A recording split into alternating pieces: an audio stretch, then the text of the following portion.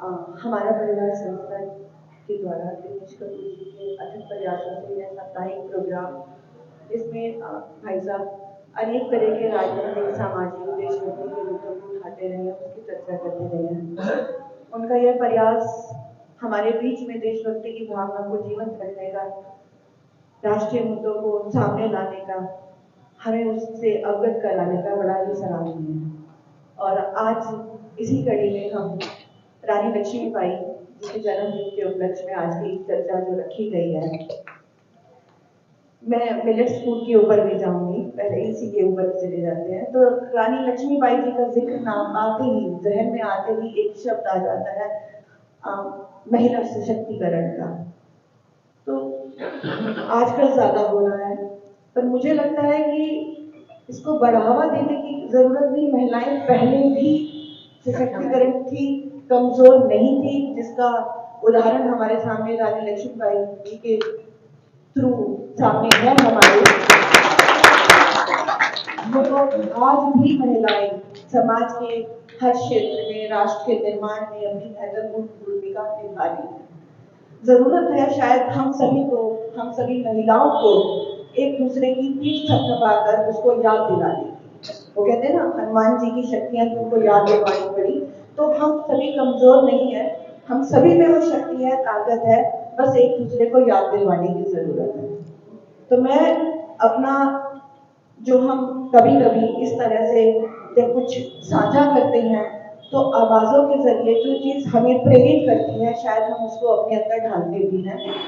तो मैं अपना ही अनुभव बताऊंगी आपको कि जब कभी ऐसा होता है, गांव के हर क्षेत्र में आप सभी को पता है कि हम सब कर रहे हैं, घर पर भी, बाहर भी हर तरह से अपना योगदान दे रहे हैं। तो जब कभी कुछ ऐसा फील होता है तो मैं कुछ कविता की पंक्तियां हमेशा सुनती हूँ। आज मौका मिला आप सबके समक्ष रखने का, तो चाहूंगी कि जो भी महिलाएं मेरी आवाज सुन रही हैं वो इस पंक्तियों को सुने। मैं एक एक पर भारी हूँ, कमजोर नहीं नारी। मैं एक एक पर भारी हूँ, कमजोर नहीं नारी हूँ। बुझकर बैठी राख नहीं, तीखी जलती चिंगारी। चेहरे से मीठा राग हूँ मैं, आंखों से लो हूँ आग हूँ मैं। चेहरे से मीठा राग हूँ मैं, आंखों से लो हूँ आग हूँ मैं। काली काली इस दुनिया पर एक श्वेत रंग का दाग हूँ मैं। चूल्हे में जलती माँ भी हूँ, बच्चे सी खिलती दादी हूँ। चूल्हे में जलती माँ भी हूँ, बच्चे सी खिलती दादी हूँ। नन्ही सी बेटी भी हूँ मैं, दिखने में सीधी सादी हूँ। हाँ, चुप रहने की आदि हूँ, घूंघट की मोहताज नहीं। हाँ, चुप रहने की आदि हूँ, घूंघट की मोहताज नहीं।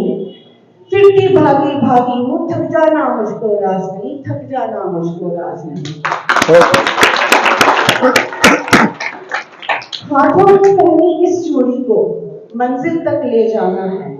हाथों में पहनी इस चूड़ी को मंजिल तक ले जाना है। इन राहों को दिखलाना है, कांटों को ये बतलाना है कि तेज हवा के झोंकों से सहमी मेरी परवाज नहीं। रुक गिरते पड़ते लड़ जाना है, रुक जाना मुझको राज नहीं, रुक जाना मुझको राज नहीं। पर्वत का सीना सहलाती, मध्यम रहती मैं गंगा हूँ। पर्वत का सीना सहलाती, मध्यम रहती मैं गंगा हूँ। जंगल की उलझन सुलझाती मैं वन देवी मैं सीता हूँ। मैं प्रेम की शिक्षा सिखलाती मैं विष्णु दीवानी राधा हूँ। दुष्टों का मैं नाश करूँ, काली हूँ दुर्गा माता हूँ। और आखिरी पंक्तियां ध्यान से सुनिएगा।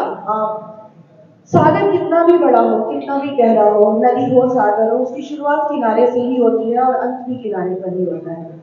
इस तरह से इस संसार की जननी स्त्री है, स्त्री से ही इस संसार का निर्माण होता है और उसी में ही खत्म होता है। सागर के तट की रेत हूँ मैं, सागर के तट की रेत हूँ मैं, ढलते सूरज की लाली हूँ।